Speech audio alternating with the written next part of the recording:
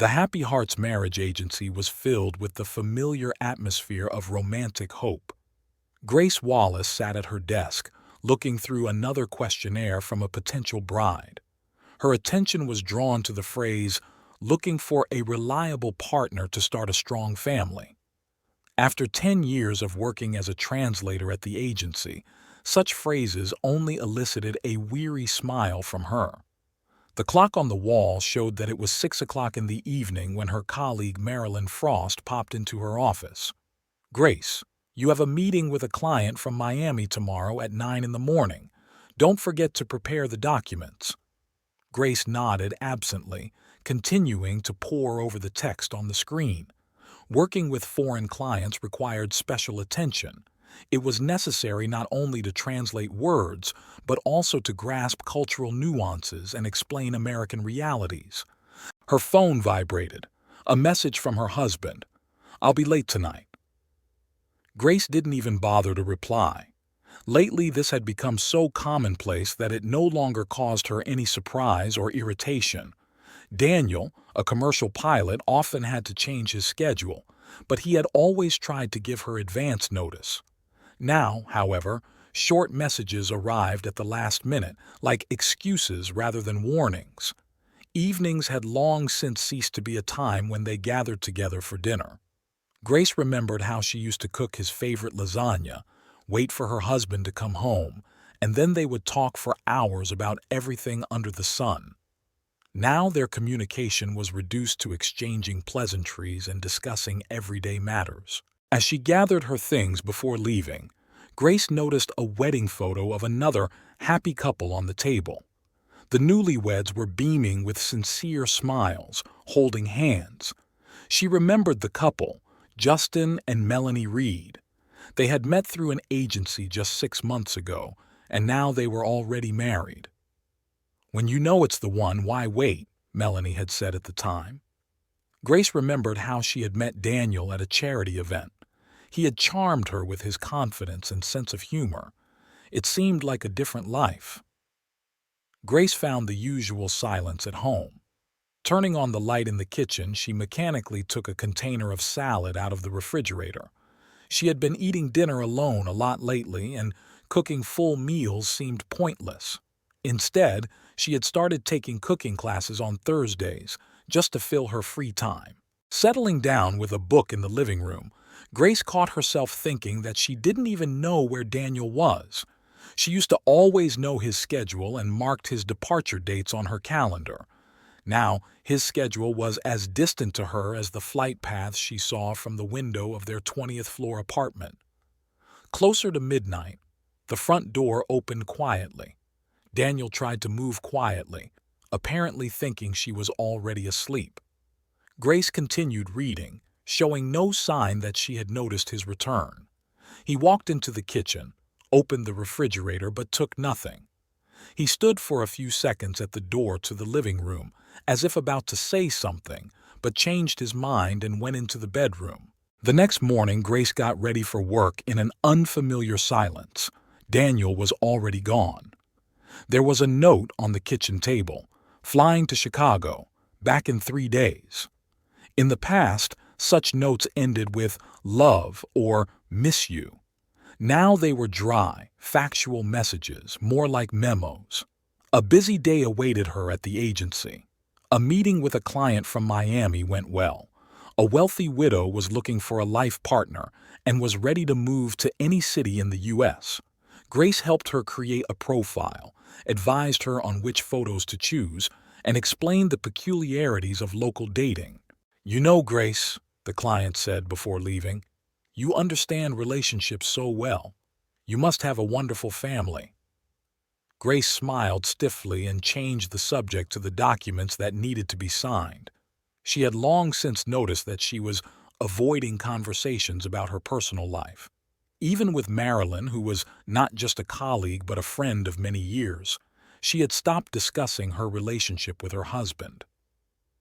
After work, Grace was in no hurry to go home.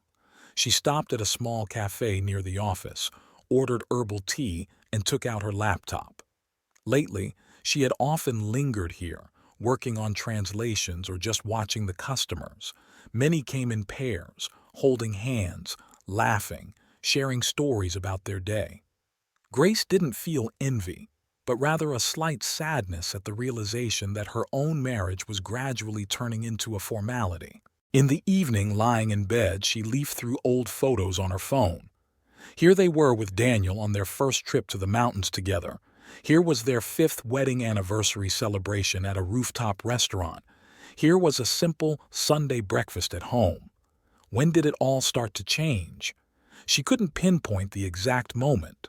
It happened gradually, day after day, imperceptibly but inexorably.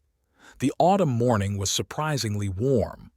Grace woke up before her alarm and heard Daniel talking on the phone in the kitchen. His voice sounded unusually soft, with those special intonations that used to be reserved only for her. She froze, listening to snatches of phrases. "Of course, I'll take care of everything. No, don't worry about it. Just trust me." When she entered the kitchen, Daniel was finishing his call. "I have to go. I'll call you later." Seeing his wife, he hurriedly put his phone in his sweatpants pocket. "Work stuff," he said, not looking at her. Grace pretended to be busy making coffee, but something inside her felt uneasy. At the agency, she couldn't concentrate on her work. She couldn't get the image of her husband's face when he hid his phone out of her mind. It was a strange, almost guilty expression. Lately, she had often noticed such moments. Sudden pauses in conversation, overly quick answers to her questions, subtle changes in his behavior. Marilyn brought her a cup of coffee and invited her to lunch.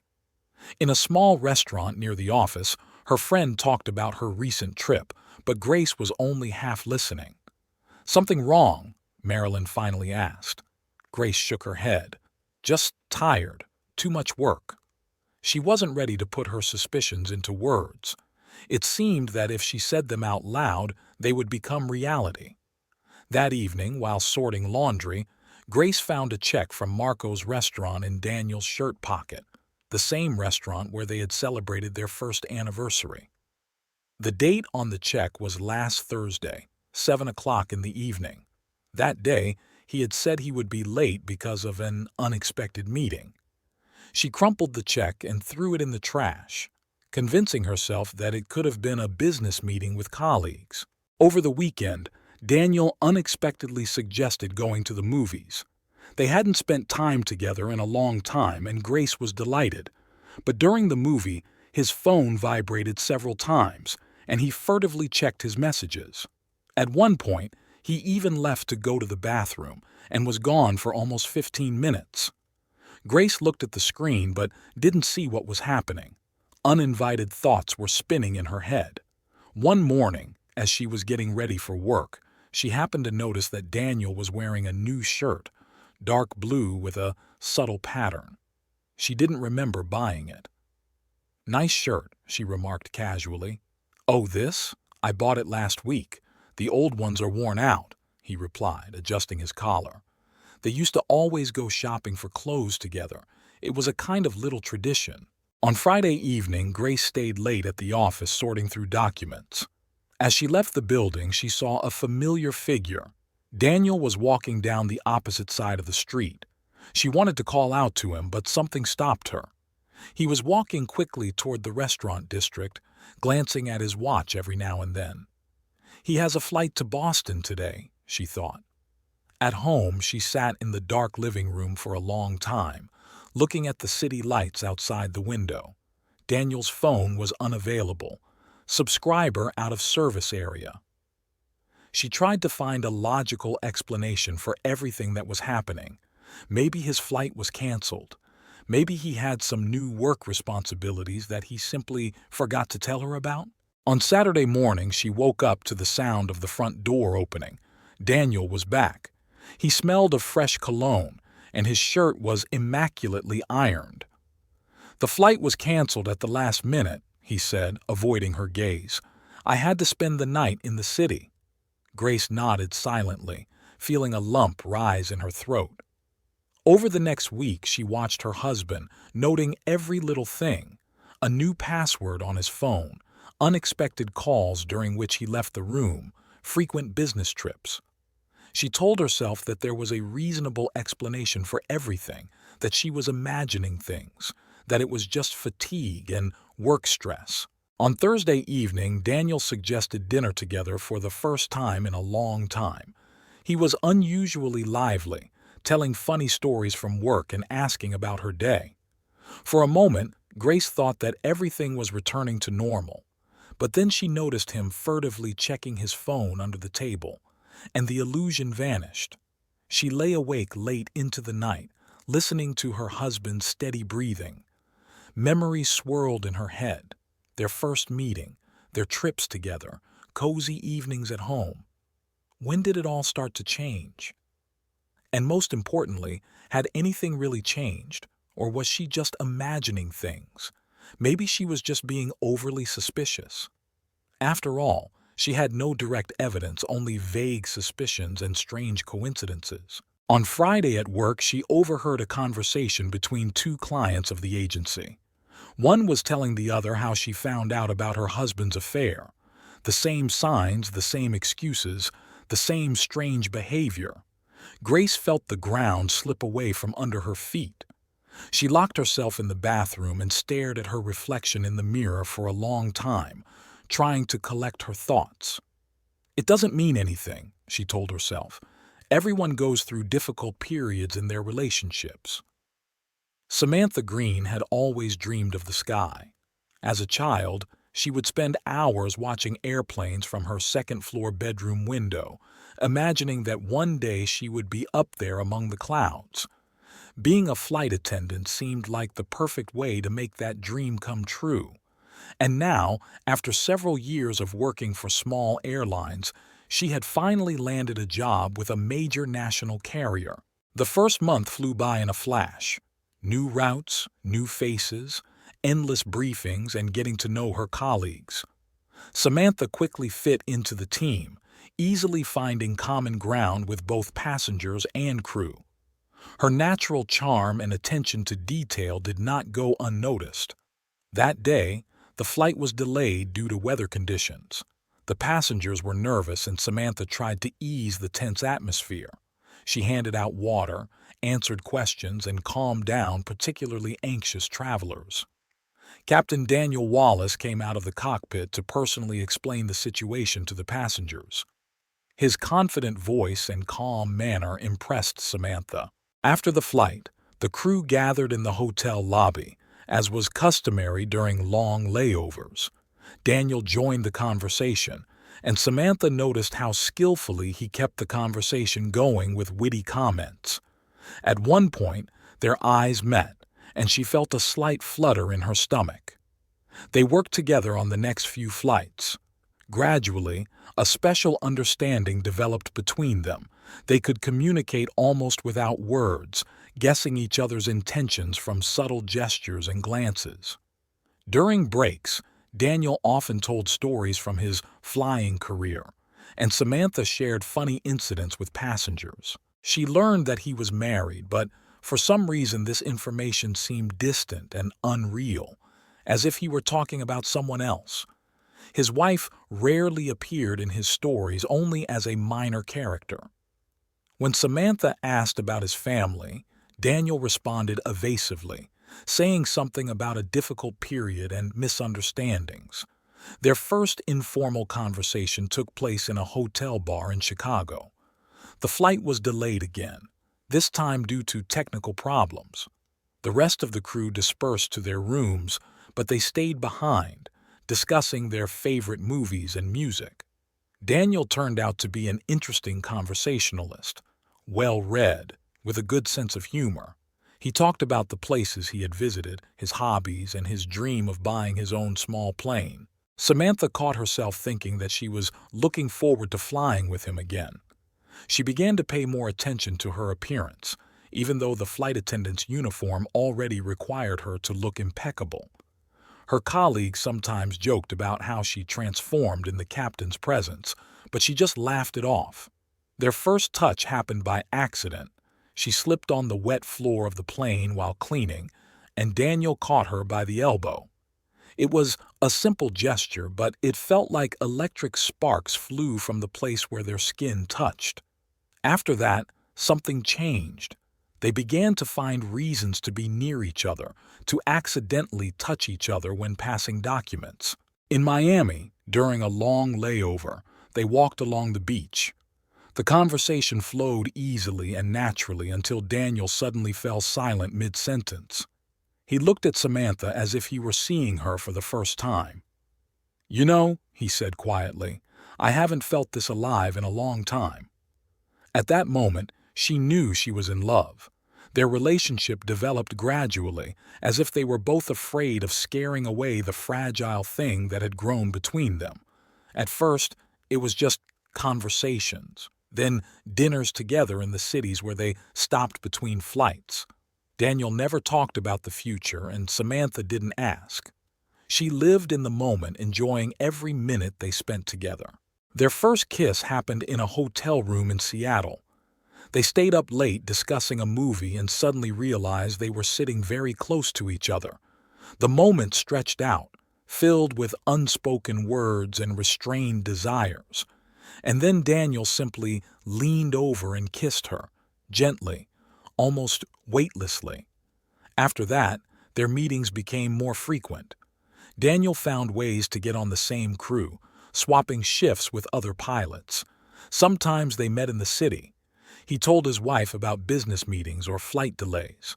Samantha tried not to think about his family, convincing herself that true love justified everything. In their free time, they often talked on the phone. Daniel called from different places, from taxis, from the street, sometimes even from his office at the airport. His voice always sounded special at those moments, as if he were dropping a mask and becoming himself. Samantha understood that their relationship could not last forever in this form. Sometimes, lying awake in her apartment, she imagined different scenarios. Maybe Daniel would decide to leave his wife, or would they just continue to meet in secret, content with the rare moments they had together? She pushed these thoughts away, but they kept coming back. Work helped distract her from difficult thoughts. Samantha had always been a professional, and her reputation meant a lot to her. She continued to perform her duties flawlessly, smiling at passengers and solving their problems. But now her life had a new meaning, waiting for the next meeting with the man who made her heart beat faster. The photo album lay on her lap, heavy and dusty. Grace hadn't opened it in years. She hadn't found the right moment or mood. Now, sitting in her empty apartment, she slowly flipped through the pages, each photo taking her back to the past. There was their first meeting at a charity event. Grace had just started working at a marriage agency and had come to the event as a translator for a group of foreign guests. Daniel happened to be at her table, a young pilot who had recently been promoted to captain. He talked about flying with such enthusiasm that everyone listened with bated breath. After dinner, he asked for her phone number, and she, usually cautious in such matters, gave it to him without hesitation. Their first date was at a small Italian restaurant. Daniel was 20 minutes late. He had been delayed by a difficult flight. He rushed into the room, disheveled and a little embarrassed, still in his pilot's uniform. "I'm sorry," he said. "I'm usually very punctual." She remembered how she laughed at his sincere remorse and how easy it was for them to talk about everything under the sun. The next photo was from their first trip together, a small town on the coast where they spent the weekend. Daniel taught her how to fly a kite, and she showed him how to eat oysters.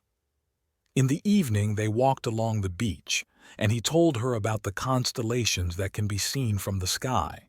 The proposal was unexpected and very much in Daniel's spirit.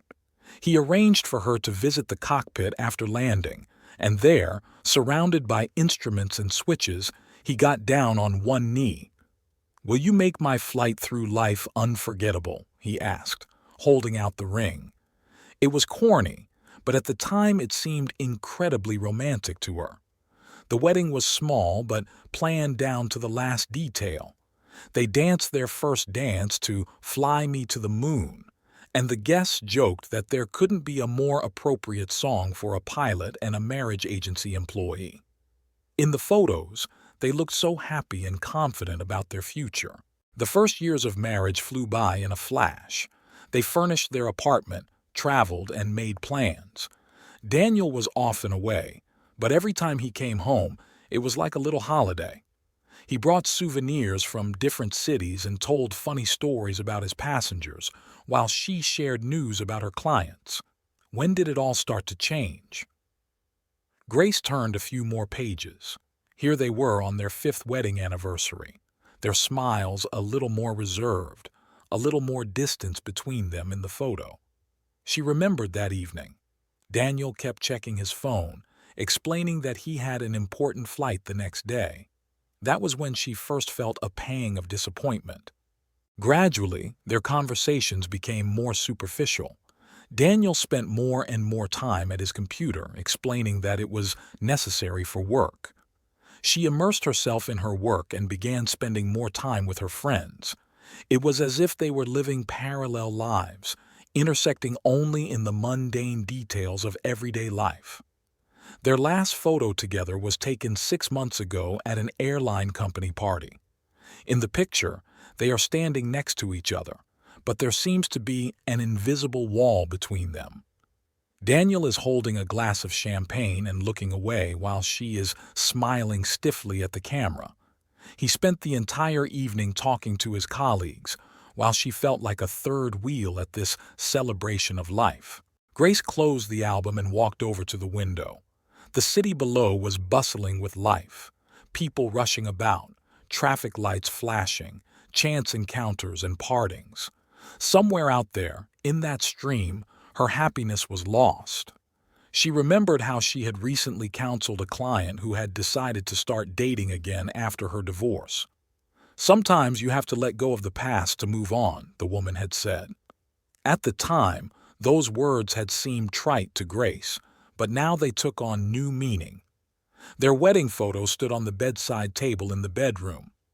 Every morning Grace looked at it, remembering how they were then, young, in love, ready to move mountains. Now the photo seemed to mock her, showing how far they had strayed from those happy people. Her phone vibrated, a message from Daniel. "I'll be late tonight." Before, she would have started to worry, made dinner, waited for him to come home. Now she just put her phone aside.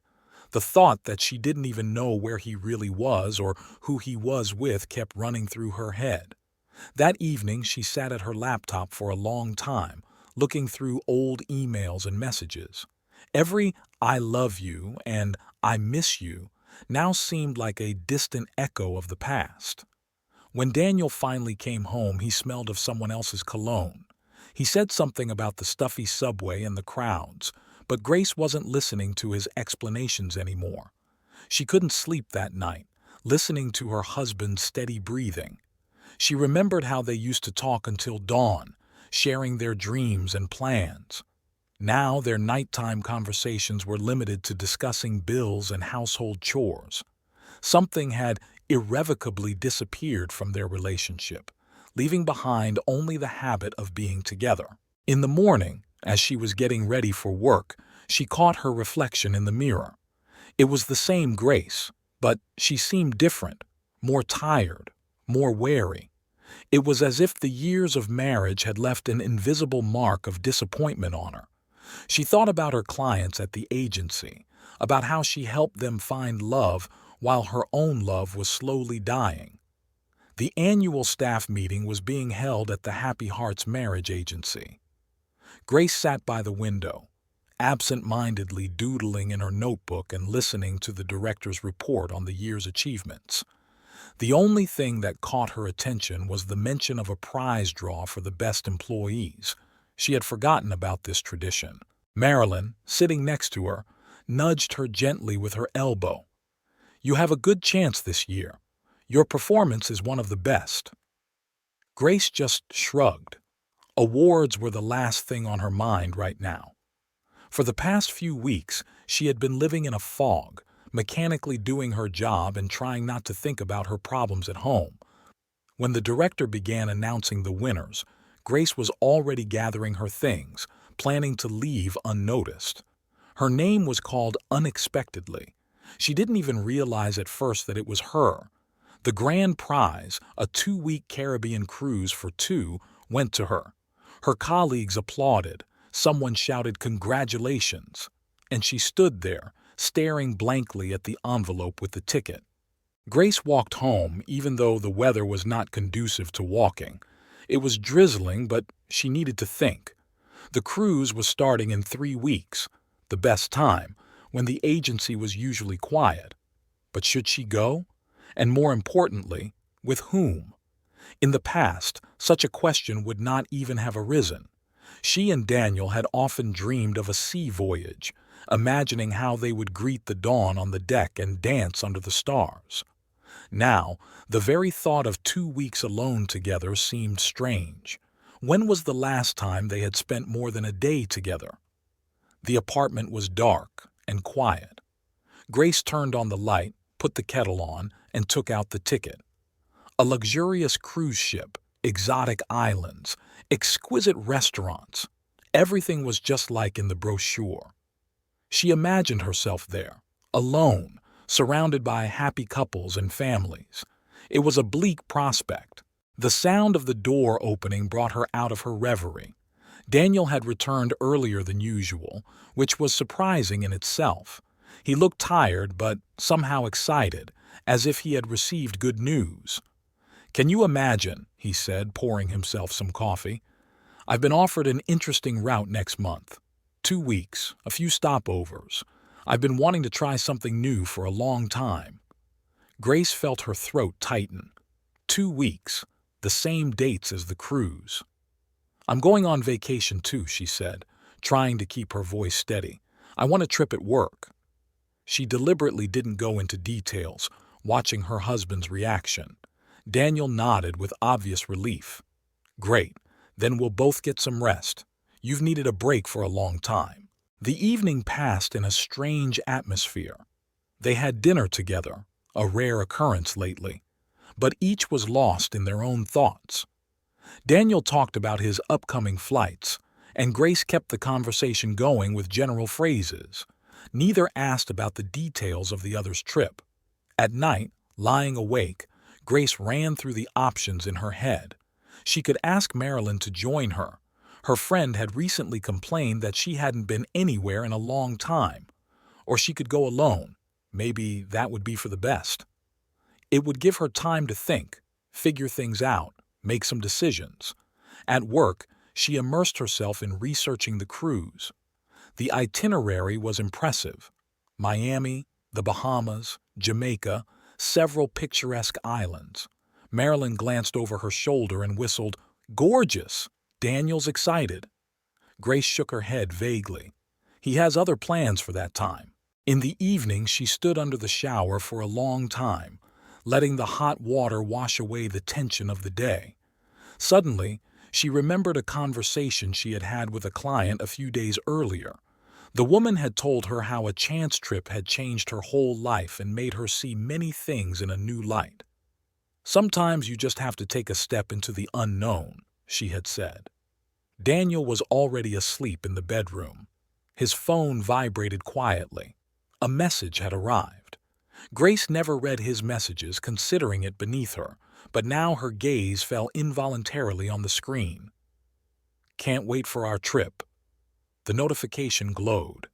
The sender's name was not displayed. The next day, she sent the agency confirmation of her participation in the cruise. Something inside her had changed, a determination mixed with the bitterness of understanding. Daniel didn't even ask where she was going. He was more concerned with his own new route. They spent the weekend doing their own thing. Grace bought new clothes for the cruise, while Daniel disappeared to the airline office to prepare for his upcoming flights. Over dinner, he casually asked if she needed any help getting ready for the trip. She declined, feeling a strange satisfaction that she now had her own secrets. At the travel agency where she stopped to arrange her documents, the employee praised the cruise at length. "It will be an unforgettable trip, especially for a married couple." Grace didn't try to dissuade her, just asked for a single cabin. After all, she really hoped that the trip would be unforgettable, just not in the way the young woman had imagined. Miami greeted Grace with humid heat and bright sunshine. She stood in line to board, gazing at the huge white liner towering over the port. Sea Dream was written on the side of the ship. Passengers with suitcases bustled around, children laughed, and tour guides with travel agency signs gave orders. The check-in process took less time than she had expected. A friendly girl at the desk checked her documents, gave her a key card for her cabin, and a booklet with a schedule of events. "Welcome aboard. Have a pleasant journey," was the standard phrase, but it was said with a sincere smile. The cabin was more spacious than it had appeared in the photos. It had a separate bedroom, a living room with a sofa, and a small balcony overlooking the sea. Grace unpacked her suitcase, hung her dresses in the closet, and took out her swimsuits and beach accessories. Everything was as it should be. She had come to relax, not to suffer in solitude. The ship was preparing to set sail. Grace went up to the upper deck where passengers were gathering for the traditional welcome cocktail. Waiters were serving champagne, and a small orchestra was playing. She took a glass and found a secluded spot by the railing, from where she could see the port and the city. For the first few minutes she couldn't believe her eyes. In the crowd of passengers heading for the bar, a familiar face flashed by. Daniel. He was wearing light-colored pants and a blue shirt, a new one she hadn't seen before. Next to him was a tall blonde woman in a summer dress. They were holding hands and talking animatedly about something. Grace instantly stepped back behind a large palm tree in a pot. Her heart was pounding in her throat. So this was the new route. She watched as the couple settled down at a table in the bar. Daniel said something, and the blonde, it had to be Samantha, laughed, throwing her head back. The ship slowly pulled away from the dock. Passengers waved goodbye and took pictures of the receding city. Grace stood clutching the railing, trying to collect her thoughts. What were the odds of ending up on the same cruise ship? It seemed like some kind of cruel joke. In her cabin, she took out the ship's map. 13 decks, several restaurants, swimming pools, gyms, a spa, a theater, a casino, a whole floating city. It would be easy to avoid unwanted encounters. But did she want to? For the first time in a long time, Grace felt something like excitement. In the evening, she went down to the main restaurant and chose a table in the far corner. From here, she had a good view of the entire room. Daniel and Samantha appeared half an hour later. They sat down at a table by the window, and Grace could watch them unobstructed. How he courted her, how their fingers touched as they passed the bread basket, how they exchanged knowing glances. She couldn't sleep for a long time that night. The sound of waves and muffled music from the lower decks drifted up from the balcony.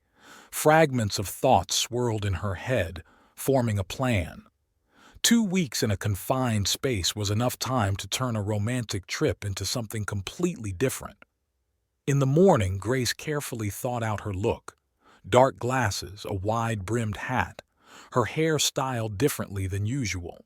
She went down to the spa where she had noticed a notice board for passengers the day before. There she found information about all the events on the ship.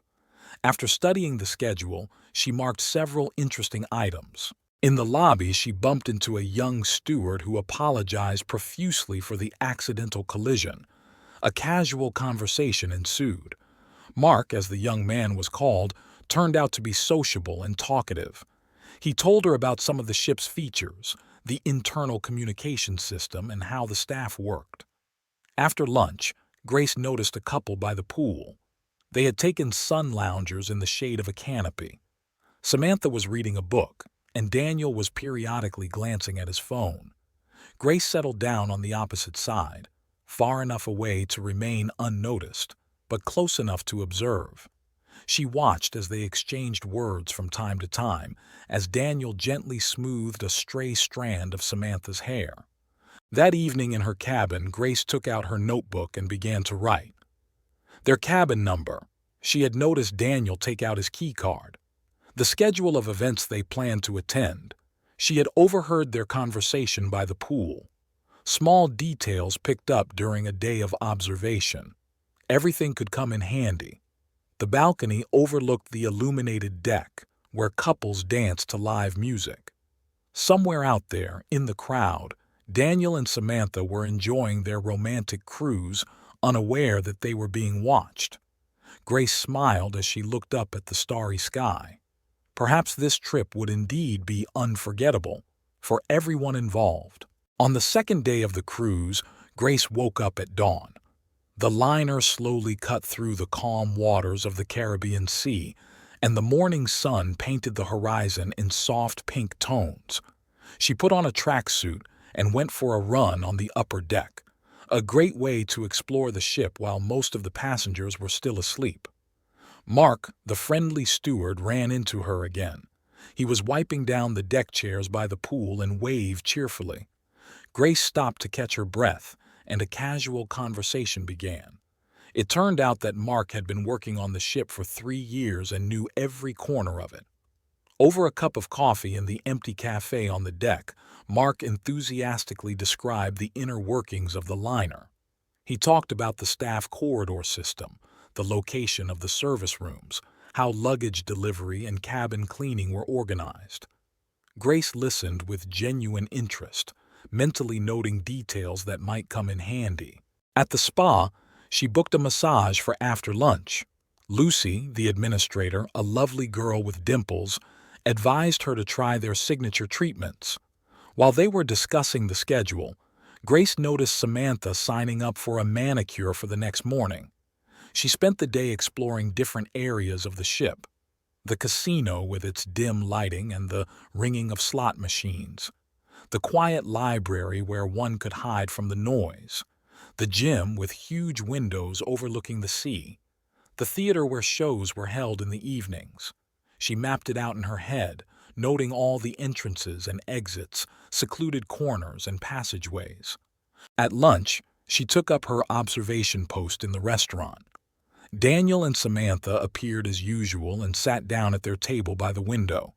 Grace saw them studying the menu, Daniel whispering something in Samantha's ear, making her laugh. The waiter serving their table was particularly attentive. Apparently, they had already won over the staff with generous tips. In the evening, she struck up a conversation with Tony, the bartender. He turned out to be a real treasure trove of information about the passengers. People often share their stories over cocktails. Grace told him a made-up story about a failed romance, and Tony was moved with sympathy. He told her about secret places on the ship where couples often go to watch the sunset. In her cabin, Grace opened her laptop and began to organize the information she had gathered. Daniel and Samantha's schedule was becoming clearer. They preferred to have breakfast in their cabin and ordered room service. After that, they usually went to the pool or the spa. Lunch was always in the main restaurant, followed by a walk on the deck. In the evening, they had dinner at one of the themed restaurants and went dancing or to a show in the theater. Studying the ship's layout, she noted all the service corridors near their cabin. Mark told her about the luggage and laundry delivery system, which they could use. He also mentioned that some of the service room doors were often left unlocked because it was inconvenient for the staff to get the keys every time. Grace made a list of what she needed. Paper and envelopes, in the gift shop on the third deck. Gloves, she could get some at the spa where they were always available. She could get a copy of their cabin key at the reception desk. All she had to do was give her last name and say she had lost hers. Watching the sunset from the balcony of her cabin, Grace thought through the details of her plan. Everything had to be gradual without unnecessary drama. First, small oddities, rearranged items, strange noises. Then, notes. Innocent at first, but gradually becoming more personal. And finally, the final chord, the thing that would turn their perfect trip into a nightmare. In the evening, she went down to the bar again. Tony introduced her to Maria, the maid who served the cabins on the deck where Daniel and Samantha lived. Maria turned out to be talkative and a little naive. Over a glass of wine, she told her about the cleaning schedule, when towels and bed linen were usually changed, and at what times passengers were most often absent from their cabins. At night, when most of the passengers were asleep, Grace went up to the upper deck. It was deserted and quiet, with only the sound of the waves breaking the silence. She took out her notebook and began to write, deliberately using a different handwriting from her usual one. The first note was to be very simple, almost innocuous, just a hint that they were being watched. As she fell asleep in her cabin, Grace felt a strange sense of calm. For the first time in a long time, she felt in control of the situation. She was no longer a deceived wife, helplessly watching the destruction of her marriage. Now she was the director of her own play, where everyone had their own role to play. And the curtain was about to rise. Early in the morning, when Daniel and Samantha left for breakfast, Grace slipped into their cabin. The key card she had obtained at the reception desk under the pretext of losing her own worked perfectly. The cabin was in slight disarray, clothes scattered about, cosmetics on the dressing table, a half-empty glass of wine. Grace moved carefully, wearing thin gloves from the spa. She moved the perfume bottle a couple of inches to the left, transferred Samantha's book from the bedside table to the table by the window, and slightly moved the table lamp. These were minor details that could be attributed to seasickness or absent-mindedness, but which would certainly be noticed by an attentive eye. In the evening, she sat in the bar from where she had a good view of the corridor leading to their cabin. Samantha returned first. Daniel lingered in the gym. A few minutes later, she rushed out into the corridor, looking around in confusion. Grace saw her explaining something heatedly to Daniel when he returned, and how he put his arm around her shoulders reassuringly. That night, Grace made her way to the service corridor adjacent to their cabin. She tapped the wall cautiously, once, then again. Then there was a soft creak, as if someone was walking nearby. Alarmed whispers came from the cabin, followed by the sound of a lamp being turned on. Grace slipped away silently, smiling in the darkness. The next day, she watched them by the pool. Samantha looked sleepy and kept looking around. Daniel tried to distract her with conversation, but she responded in monosyllables. At one point, a gust of wind knocked over her cocktail glass, and she barely suppressed a cry, as if expecting something worse. The first note appeared in their cabin, a simple phrase on a piece of paper. "I see you." Grace slipped it under the door while they were having dinner in the restaurant. When Samantha returned, she found the note and burst into tears. Daniel tried to calm her down, saying it was a silly joke, a coincidence, but his voice betrayed his uncertainty. Grace continued her invisible presence, footsteps in the hallway, knocking on the walls, subtle changes in the cabin's atmosphere. She saw the tension between them grow. She saw Samantha snap more and more over trivial things, Daniel losing his patience as he tried to explain the inexplicable. That evening in the bar, Tony told her that the strange couple from the cabin on the 8th deck had asked him to keep an eye out for anyone watching them. Grace shook her head sympathetically, thinking about how easily fear could destroy even the strongest relationships. And this relationship was not strong. It was built on lies and betrayal. The morning was cloudy. Grace watched from behind her newspaper as Daniel and Samantha had breakfast in the restaurant, unusual for them, as they usually preferred to eat in their cabin. Samantha kept looking around as if expecting to see something unusual. She barely touched her food, just nervously stirring her coffee, spilling it on the tablecloth. At the spa, Lucy shared the latest news. Samantha had canceled all her treatments for the next few days. "That's strange," said the receptionist, wiping down the counter. "She was so looking forward to her massage. She looks exhausted. She could use some relaxation." Grace nodded sympathetically, thinking about her next move. A note appeared in Samantha's makeup bag as if out of nowhere. Beautiful necklace. I wonder if his wife knows about this gift. Grace saw Samantha show the note to Daniel with trembling hands in a secluded corner by the pool. He tried to look calm, but his fingers nervously crumpled the paper. By evening, they had a fight, their first in public. It happened in the bar on the upper deck. Samantha was arguing heatedly with Daniel, waving her arms.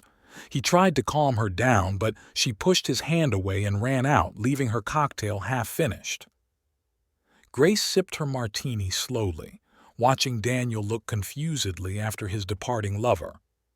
The next note was waiting for them in the restaurant, neatly tucked into the menu. I wonder what the airline will say about the captain's relationship with the stewardess. Grace had deliberately chosen the moment when they were sitting at their favorite table by the window. Samantha paled when she saw the text. Daniel looked around, but there were too many people around to notice anything suspicious. Their usual routine began to fall apart. They stopped appearing in public together and tried not to attract attention. Grace noticed that Samantha now went to the restaurant alone, while Daniel preferred to order food to his room. They seemed to be trying to become invisible, but this only made them more noticeable. In the office hallway, Grace overheard their conversation. Samantha said she couldn't live like this anymore, that she constantly felt someone watching her. Daniel tried to dissuade her, talking about coincidences and someone's silly jokes. "You don't understand," Samantha's voice broke. "Someone knows everything about us. Every little detail." That evening at the casino, Grace slipped another note into Daniel's jacket pocket while he was distracted by a game of blackjack. "Your wedding ring sparkles so beautifully in the light. It's a shame it's just a decoration now." She saw him turn pale when he found the message and rush out of the casino without even collecting his winnings. Their next argument took place on the deck. Samantha screamed that it was all his fault, that his past was haunting them. Daniel tried to stop her, but she pushed him away and ran to the cabin. He remained standing at the railing, staring at the dark sea. Grace thought he looked particularly lost at that moment. Tony told Grace that the strange couple was now ordering drinks to their room much more often than usual. "She asks for a double whiskey every night," the bartender shared, "and she used to prefer only light cocktails." Grace listened, mentally noting how fear was gradually destroying their idol. At the spa, Lucy complained about Samantha's strange behavior. "I went in yesterday to book a massage, but I saw a note on the counter and ran out in tears, and she asked me to find a time for her this morning." Grace nodded sympathetically, pretending to be as surprised as the receptionist. That evening, she noticed Daniel sitting alone at the bar, staring into an empty glass. In front of him lay a crumpled note, the last one she had slipped him. This ship holds many secrets. Some of them could surface at any moment. His hands trembled slightly as he motioned to the bartender to order another drink. In her cabin, Grace was devising a plan of action. She had seen how fear and paranoia were eating away at the lovers' relationship. Every new note, every strange sound, every inexplicable detail brought them closer to inevitable collapse. All that remained was to wait for the right moment to deliver the final blow. That evening, the restaurant was filled with a festive atmosphere as the midpoint of the cruise was celebrated. Waiters served champagne, and a jazz quartet performed on stage. Grace sat at her usual table, watching Daniel and Samantha try to pretend that everything was fine. They hardly spoke, avoiding looking at each other. Samantha nervously fiddled with her napkin, glancing around from time to time. Her hands trembled as she raised her glass to her lips. Daniel tried to strike up a casual conversation, but received only one-word answers in return. Suddenly, she jumped up from the table. One of the waiters had accidentally dropped a tray, and the sound made her flinch. In the hallway outside their cabin, Grace heard loud voices. Samantha was screaming that she couldn't live like this anymore, that what was happening was payback for their lies. Daniel tried to calm her down, but his words only added fuel to the fire. "Do you really think this is just a coincidence?" Samantha's voice broke into hysterics. "Someone knows everything about us, every little thing, every detail." Grace slipped into the service corridor, where she could hear their conversation better. Samantha accused Daniel of not taking the situation seriously enough. "Maybe it's your wife," she asked suddenly. "Maybe she found out and is watching us?" Daniel laughed, but there was uncertainty in his laughter. "Grace? She doesn't even know we're here. She's on one of her trips." At the bar, Tony shared the latest news. A strange couple was now ordering separate tables for breakfast. "She comes in early in the morning. He comes in closer to noon. They avoid each other like cats and dogs." Grace took a sip of her martini, watching Samantha sit alone at the bar, mechanically stirring her cocktail. The next morning, a note appeared in their mailbox at the reception desk. "Some secrets are better revealed gradually. What else do you think will come to light?" Grace saw Daniel turn pale as he read the message. Samantha snatched the note from his hands and tore it to shreds. Their argument at the spa became the talk of the staff. Samantha accused Daniel of dragging her into this mess and ruining her life. "You said you'd leave her," she shouted, not caring if anyone could hear them. "Now we're both paying for your cowardice." That evening, Grace spotted Daniel at the bar, sitting alone, methodically emptying one glass after another. His face was frozen in an expression of confusion and exhaustion. The phone on the table vibrated continuously with messages, but he paid no attention to it. At one point, he took out his wallet and a photo fell out, a wedding photo of him and Grace. He stared at the picture for a long time before putting it back. Samantha hardly left her cabin now. Maria, the maid, said she found empty bottles from the minibar and crumpled tissues with traces of mascara. "She cries a lot," she told Grace, "and she keeps asking me to check if there are any new notes under the door." Grace watched the destruction of their relationship with a strange feeling of emptiness. This was exactly what she wanted, for their perfect romance to turn into a nightmare. But for some reason, she didn't feel satisfied watching them suffer. Perhaps it was because she knew all too well what it was like when something that seemed solid and real fell apart. The last time she saw them together was at the pool. They were arguing about something, then Samantha stood up abruptly and left, leaving Daniel sitting alone. He stared after her for a long time, then took out his phone and started typing something.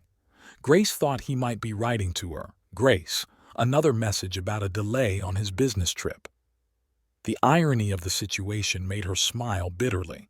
The liner continued its journey through the calm waters of the Caribbean Sea.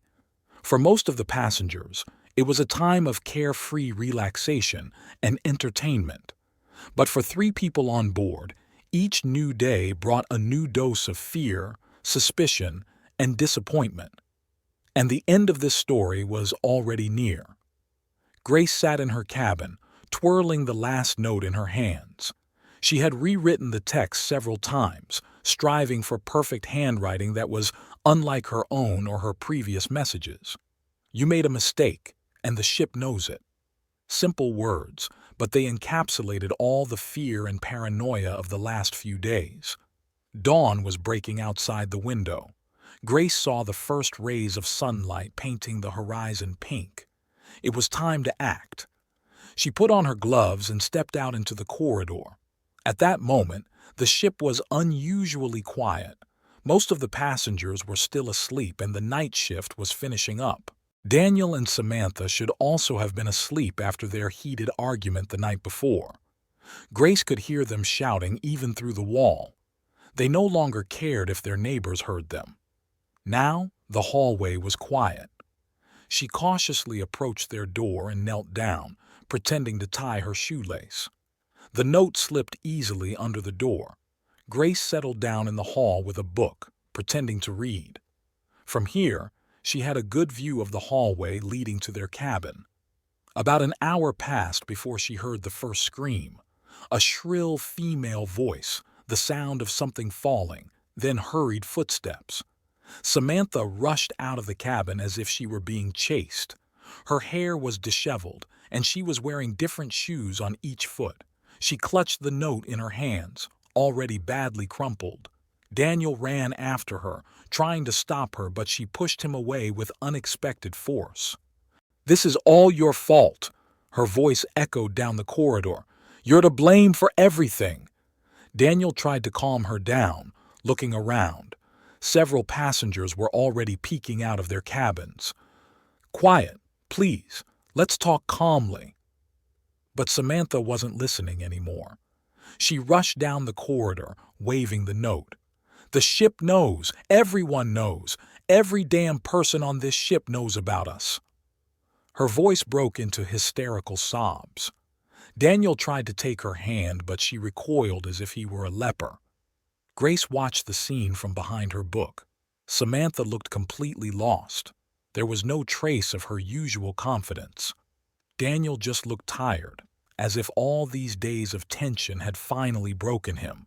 "I can't do this anymore." Samantha's voice grew quieter, but it was tinged with despair. "I can't live like this.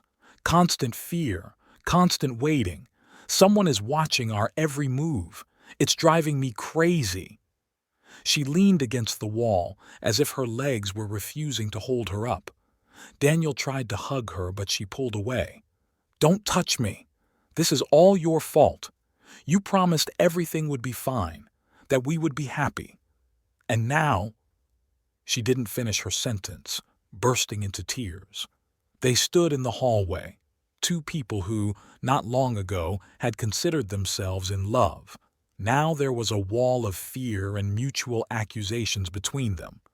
Grace saw Daniel trying to find the right words, but all his attempts were met with a wall of indifference.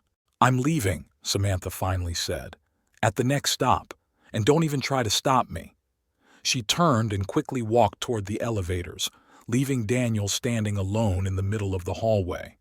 The note fell from her hand and lay on the floor, a crumpled piece of paper that had shattered the illusion of happiness. Daniel picked up the note and smoothed it out with trembling fingers. He reread the text, as if hoping to find some other meaning in it. Then he slowly tore the paper into small pieces and threw them into the nearest trash can. His shoulders slumped as if a huge weight had suddenly been lifted from them. Grace watched him return to his cabin. His gait no longer had the confidence he usually displayed in public. Now he was just a tired man whose world had just fallen apart. She felt a strange emptiness. Revenge had been served, but it brought no joy. Later she saw Samantha rushing to the administration desk with a suitcase in her hands. There was less than a day left before the next stop. Daniel was nowhere to be seen. Perhaps he was still hoping she would change her mind. But Samantha's determined movements made it clear that this would not happen. Evening fell on the ship, painting the sea in dark tones. Grace stood on her balcony, watching the waves. Somewhere on this huge liner, two people were experiencing the collapse of their hopes, and she was the reason for it. But for some reason, victory left a bitter taste in her mouth. The ship's bar was unusually quiet for the evening. Daniel sat at the bar, staring absently into his glass of whiskey. Grace watched him for a while before decisively heading toward the bar. She sat down next to him, leaving one empty chair between them. Several minutes passed before he looked up and met her gaze. A second of surprise, then shock at recognizing her. He sat up straight, spilling his whiskey. "Grace?" His voice sounded hoarse, as if he hadn't spoken in a long time. "Hello, Daniel." She ordered a martini, feeling her heart pound. This wasn't supposed to happen. She had imagined this moment differently. But now, looking at her husband's gaunt face, his rumpled shirt and his bloodshot eyes, she felt something like pity. "Have you been here long?" There was fear in his voice. Grace took a sip from the glass the bartender had placed in front of her. "Since the beginning of the cruise." She saw him turn pale, his fingers clenching around the glass until his knuckles turned white. "So, it was you. I mean, you—" He couldn't finish the sentence. Grace nodded, seeing no point in denying the obvious. The notes, the strange noises. Have you been watching us all this time? His voice sounded not angry, but weary and surprised. What did you expect, Daniel? That I would sit at home and pretend nothing was happening? She spoke calmly, without anger. All the pent-up irritation had disappeared, leaving only fatigue and a strange feeling of emptiness. He downed the rest of his whiskey and ordered another. You know what's strange? I'm almost glad it was you. The last few days I started to think I was going crazy. He smiled grimly. Samantha was convinced we were being followed by some kind of maniac. How long? Grace didn't know why she asked the question. Did she really want to know the details? Daniel paused, twirling his glass. Almost a year. It started in Chicago, during a long layover. No details, she interrupted. Just tell me, did you love her? Daniel grimaced as if he had a toothache. I thought I did. Now I'm not so sure. Maybe it was just an escape from reality. They sat in silence, each lost in their own thoughts. The music in the bar played softly, creating a strange backdrop for their conversation. You know, Daniel finally said, I really was going to tell you. I started this conversation several times, but I chickened out. I knew, Grace suddenly admitted. I've known for a long time. I saw the changes, noticed the little things. I just didn't want to admit the obvious. She finished her martini. We've both changed, Daniel. We've become different people. When did this happen? His question sounded genuinely confused. When did we stop being who we were? Do you remember how it all started? Grace nodded. Of course she remembered. Their first meeting, their wedding, their happy years together. It all seemed so distant now. Maybe we just held on to the past for too long, she said. We tried to save something that couldn't be saved. Daniel nodded silently. His eyes showed understanding. Perhaps for the first time in a long time, they truly understood each other. What now? His question hung in the air. Grace shrugged. Now we let each other go. No drama, no hard feelings. Just admit that our time is over. He took the crumpled envelope out of his pocket, the one with the last note. You know, that was cruel, but I guess I deserved it. Grace shook her head. It's not about who deserved what. Sometimes you just need a strong push to see the truth. They sat in the bar for a while longer, talking about the past. Not the happy moments, but how they had gradually drifted apart. About the words left unsaid, the hurts left unspoken, how each of them had tried to hold on to something that had long since died. Goodbye, Daniel, Grace finally said, getting up. He nodded, not trying to stop her. His gaze showed understanding. This was truly goodbye, with no chance of return. But there was a sense of rightness in it, as if everything had finally fallen into place. Stepping out onto the deck, Grace took a deep breath of the salty sea air. The sky was studded with stars, and somewhere far off on the horizon, the lights of a lighthouse twinkled. Ahead lay the unknown, but for the first time in a long time, the thought did not frighten her. Perhaps sometimes you have to let go of the past so that the future can finally begin. Miami greeted Daniel with bright sunshine and humid air. He stood in line to disembark, holding the suitcase he had planned to take on his romantic trip. Now it contained not only his belongings, but also the fragments of his unfulfilled hopes. The steward smiled, wishing him a pleasant journey, but he barely noticed their greetings. Yesterday's conversation with Grace was still ringing in his head. Strangely, after it, he felt lighter, as if a burden he had been carrying on his shoulders for so long had finally been lifted. He no longer had to pretend, make excuses, or live a double life.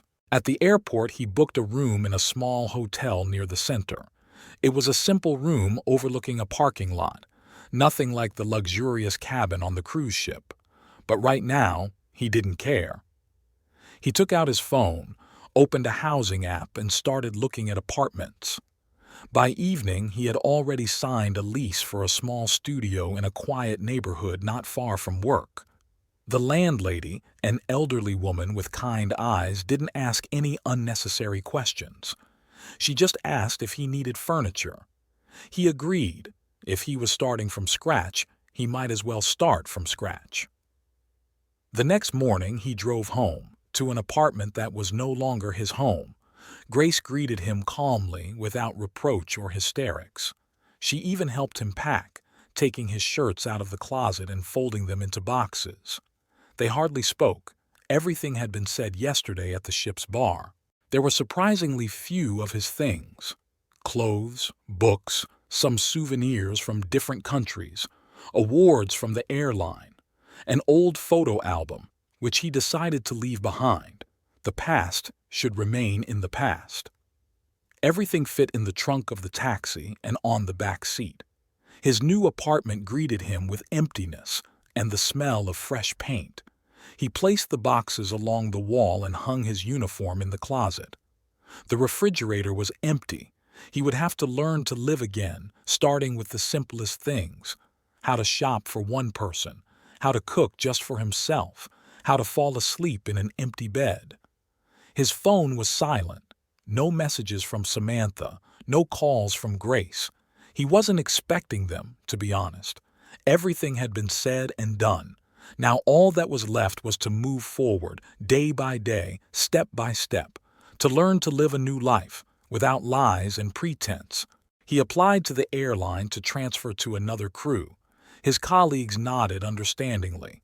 They all knew about his relationship with Samantha, although no one spoke about it openly.